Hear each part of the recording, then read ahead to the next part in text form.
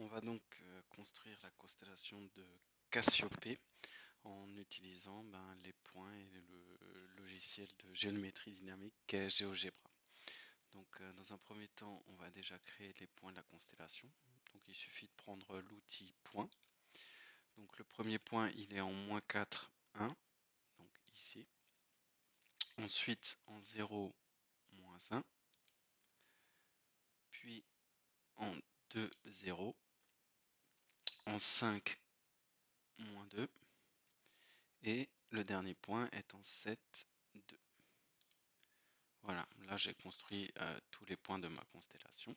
Donc, ce sont donc mes étoiles. Ne pas hésiter à revenir sur cette petite flèche pour ne pas faire de bêtises quand on clique. Je vais maintenant relier par des segments mes différents points. Donc le segment AB, le segment BC, le segment CD et le segment DE. Je reviens sur ma petite flèche pour ne pas faire de bêtises. Donc maintenant qu'on a créé la constellation, on va la rendre un petit peu plus jolie.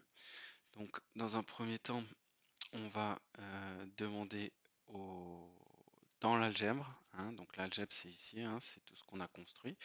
Donc là, ce sont les éléments qu'on a construits dans l'ordre chronologique. Donc moi, je vais utiliser cette option-là, aller dans Trier et par type d'objet. Du coup, voilà, il me les classe. Tous les points sont ensemble et tous les segments sont aussi ensemble. Donc, pour changer rapidement la couleur des points, la technique c'est simple, c'est je clique sur le mot point et là, du coup, mes points sont tous sélectionnés. Comment je vois qu'ils sont sélectionnés? Parce qu'ils sont tous en gris autour de leur petite pastille.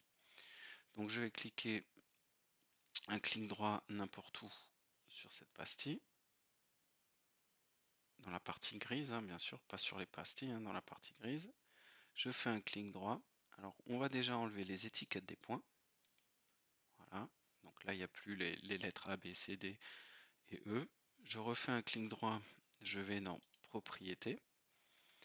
Et dans Propriétés, je vais pouvoir changer le style.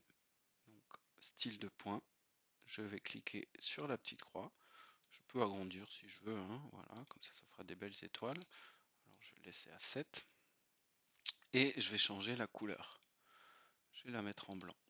Alors là, effectivement, on ne les voit plus, mais c'est pas grave. Une fois que j'aurai mis le fond noir, la constellation, elle apparaîtra toute seule. Donc je peux refermer ici. Je fais la même chose avec les segments. Donc je clique sur le mot segment. Je fais un clic droit dans une partie grise, gris clair bien sûr. Je vais enlever les étiquettes, comme ça j'ai plus les lettres. Et toujours dans Propriétés, je vais changer la couleur de mes segments en blanc. Je referme ici. Donc là, je vois plus rien. Alors attention, ça ne fonctionne que si on est sur cette icône, la petite flèche. Sinon, on peut avoir quelques petits soucis.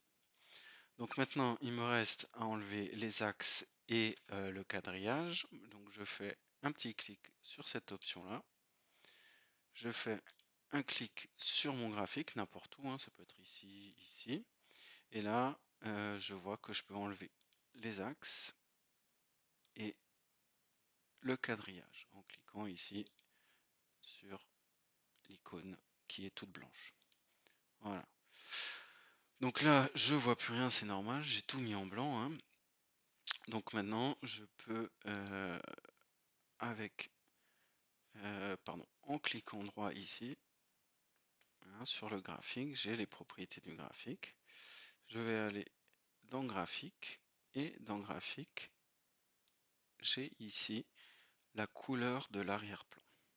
Donc je vais changer cette couleur pour du noir ou du bleu éventuellement. Je clique OK. Et là, quand je vais refermer, hop, ma constellation apparaît. On a la constellation de Cassiopée.